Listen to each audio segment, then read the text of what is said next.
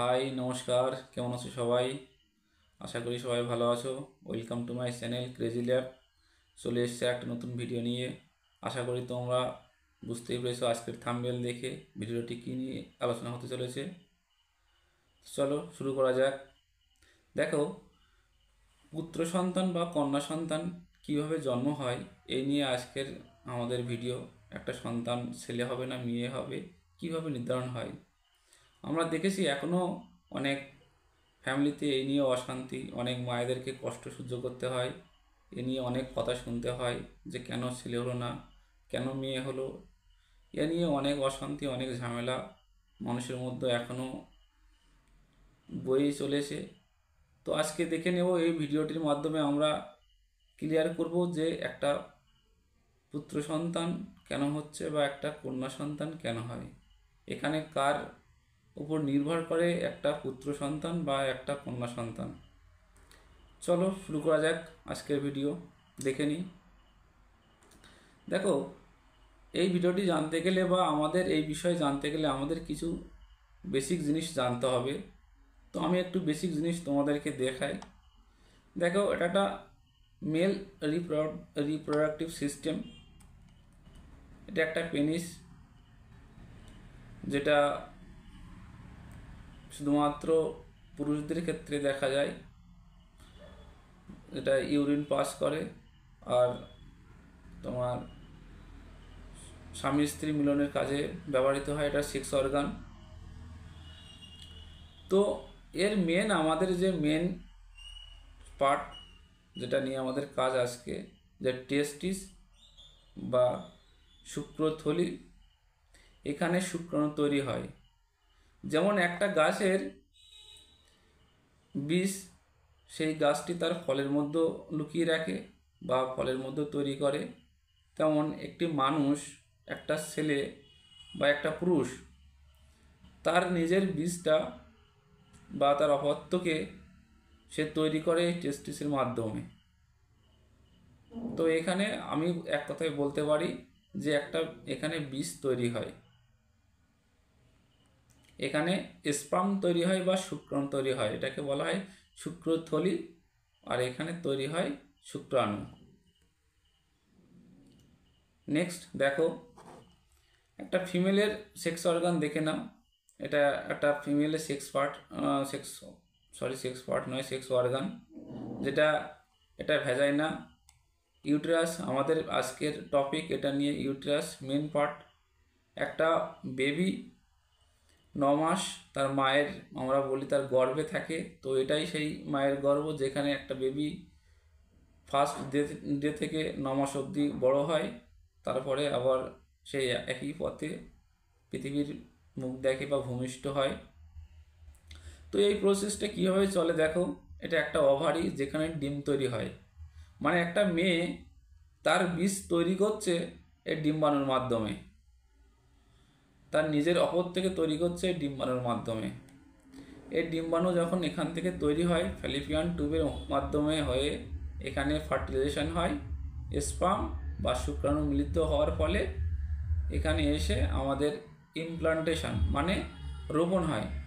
যখন একটা শুক্রাণু আর একটা ডিম্বাণু দুজনের মিলন হলো, যখন দেখো একটা ছেলে বা মেয়ে আফটার সেক্স, যখন এখানে স্পার্ম বা সিমেন ইজাকুলেশন হয়, এখান দিয়ে স্পার্মগুলো এখান দিয়ে ঢুকে তারা ফ্যালিপিয়ান টিউবে ঢুকে যায়।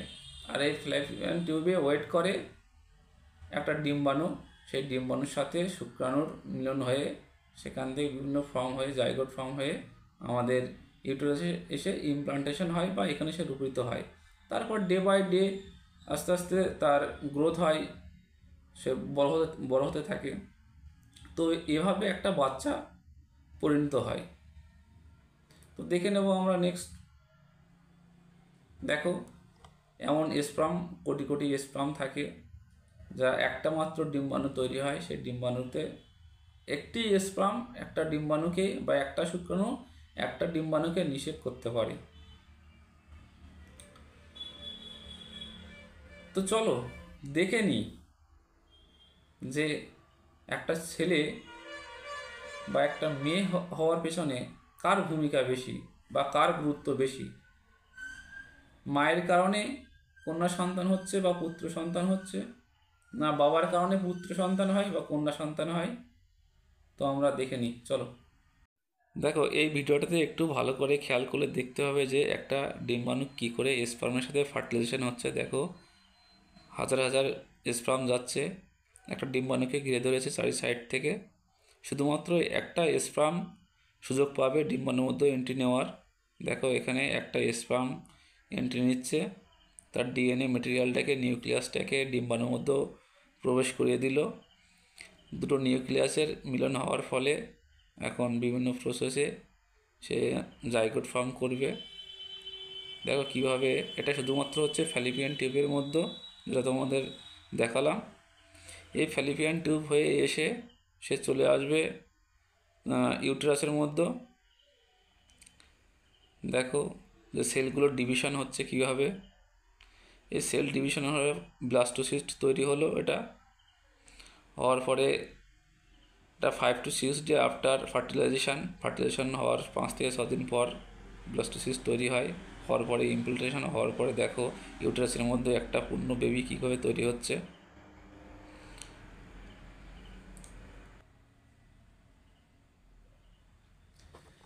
দেখো, এটা আমি এঁকেছি, যদিও আমার আর্ট খুব ভালো নয়, আমি আর্টিস্ট নই। চেষ্টা করেছি। এটা একটা মেল, এটা ফিমেল।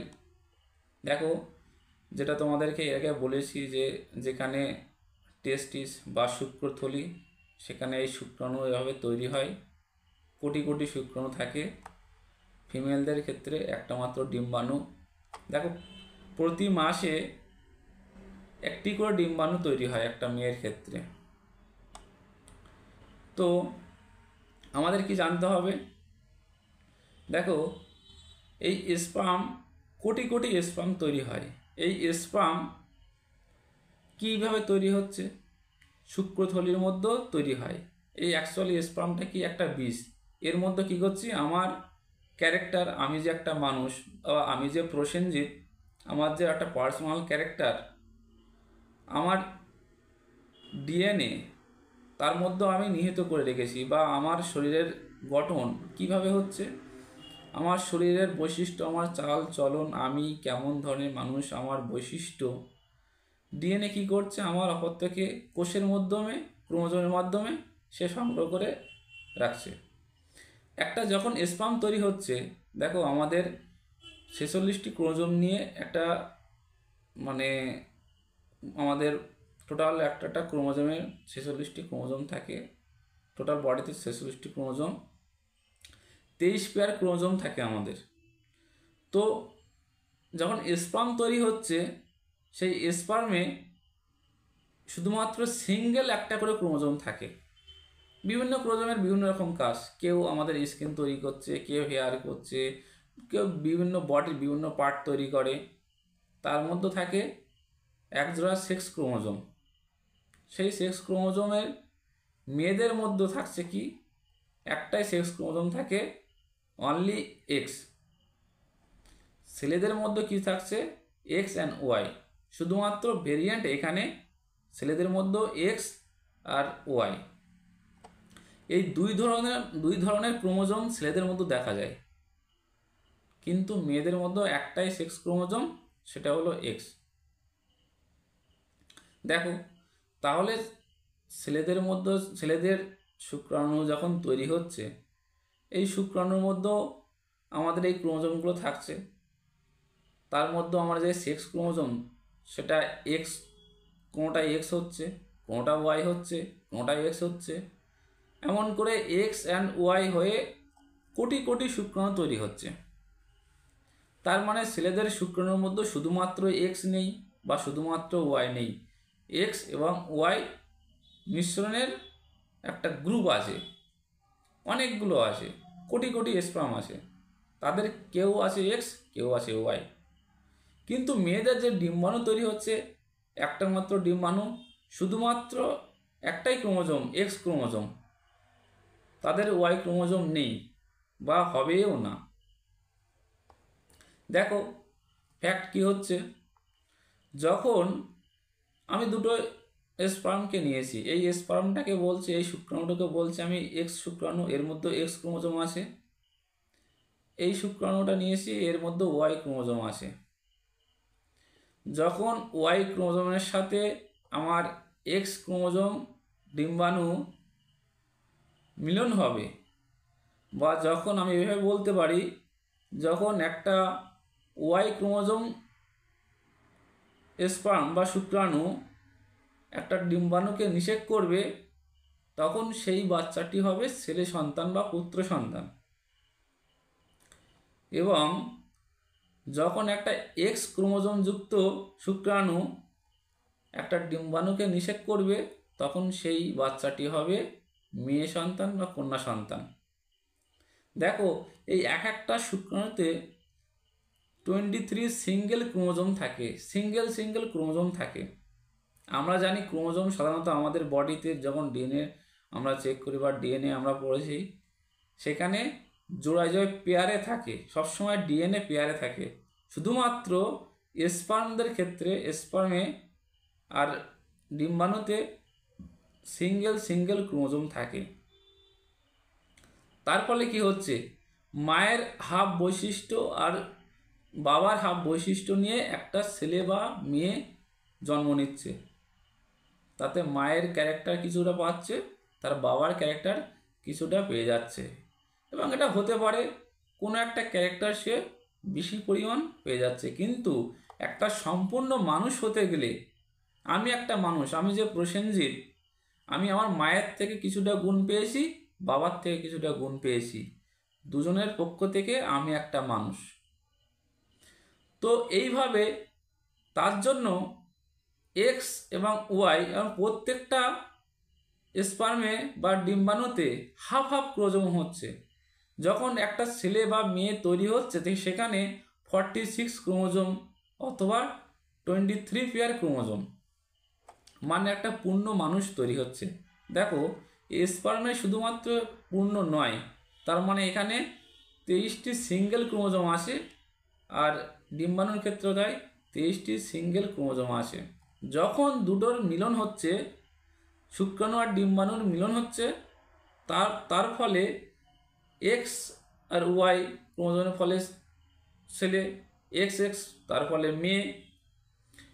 মায়ের শরীর থেকে আসা 23টি ক্রোমোজোম, বাবার শরীর থেকে আসা 23টি ক্রোমোজোম যুক্ত হওয়ার পরে 46 বা 23 পেয়ার ক্রোমোজোম তৈরি হচ্ছে, তারপরে একটা মানুষ তৈরি হচ্ছে।